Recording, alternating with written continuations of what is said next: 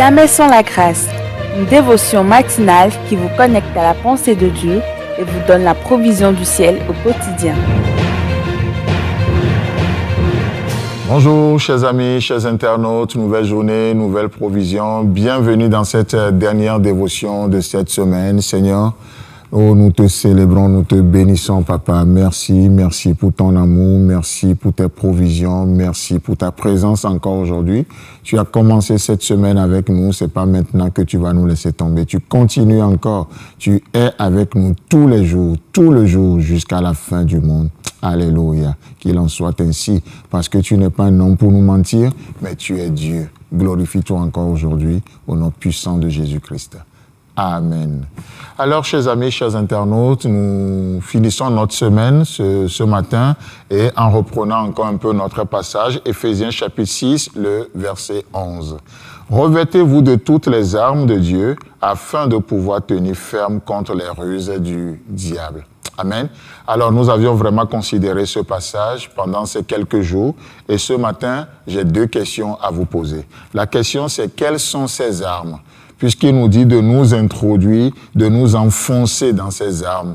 La question, oui, c'est bien vrai, mais quelles sont ces armes? La deuxième question, c'est où est-ce que nous pouvons les trouver? Et donc, c'est à ces deux questions que j'aimerais répondre au travers de la dévotion de ce matin. Et pour ce faire, je nous propose de lire ensemble dans Éphésiens chapitre 6, le verset 14 à 18. Éphésiens chapitre 6, le verset 14 à 18, là, il est écrit. Tenez donc ferme, ayez à vos reins la vérité pour ceinture. Là déjà, nous commençons par voir les armes que Dieu nous propose. Ayez à vos reins la vérité pour ceinture. Revêtez la cuirasse de la justice. Mettez pour chaussure à vos pieds le zèle que donne l'évangile de paix. Prenez par-dessus tout cela le bouclier de la foi avec lequel vous pourrez éteindre tous les trains enflammés du malin. Prenez aussi le casque du salut et l'épée de l'esprit qui est la parole de Dieu. Le verset 18. Faites en tout temps par l'esprit toutes sortes de prières et de supplications. Veuillez à cela avec une entière persévérance et priez pour tous les saints. Amen. Dans ces quelques versets que nous venons de lire, nous voyons Dieu, les armes que Dieu nous donne. Dieu qui est là pour nous équiper. Et qu'est-ce que Dieu nous donne? Dieu nous donne la vérité pour ceinture. Et ça, la ceinture parle de la force, la reproduction ou la force de se reproduire.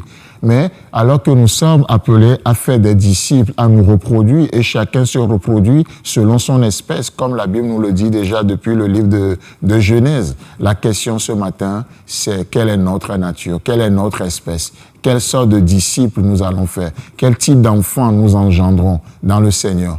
Vous voyez? Et pour ce faire, il nous dit, à vos reins, la vérité pour ceinture. Voilà ce qui doit faire votre force. Voilà en quoi nous devons faire des disciples. Des disciples pour Christ, mais dans la vérité. Les disciples dans la vérité pour ceinture. Et ça, nous la trouvons où? Cette arme, nous la trouvons où? Dans le corps. C'est sur le corps.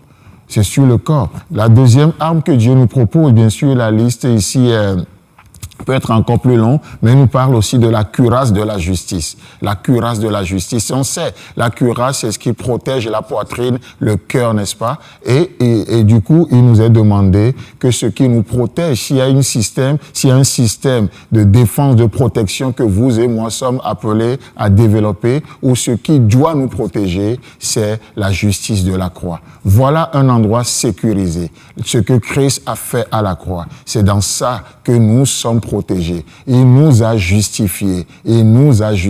Aujourd'hui, vous n'êtes pas appelés à vous justifier tout le temps devant les hommes. Non, faites ce que vous avez à faire. Avancez avec le Seigneur. C'est tout. Il nous a justifiés et il nous dit, prenez cette arme-là également. L'autre arme qu'il nous donne, c'est la chaussure que donne le zèle de l'évangile de paix. Ça veut dire quoi? Ça veut dire que lorsque on est motivé par l'évangile, on est zélé. Il n'y a pas de oisiveté. Sous prétexte que Christ a tout payé. Vous savez, les chrétiens du genre, il n'y a rien de plus que je puisse faire car Jésus a tout fait. Non, c'est de la paresse déguisée.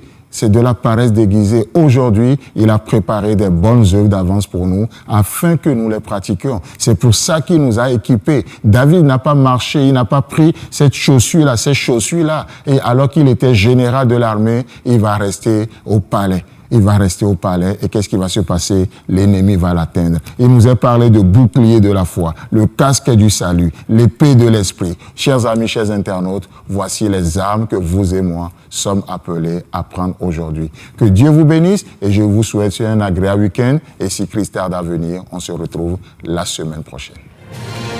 Si vous avez aimé cette émission, parlez-en à vos amis. Parlez-leur du message de la grâce et de ce qu'il fait dans vos vies.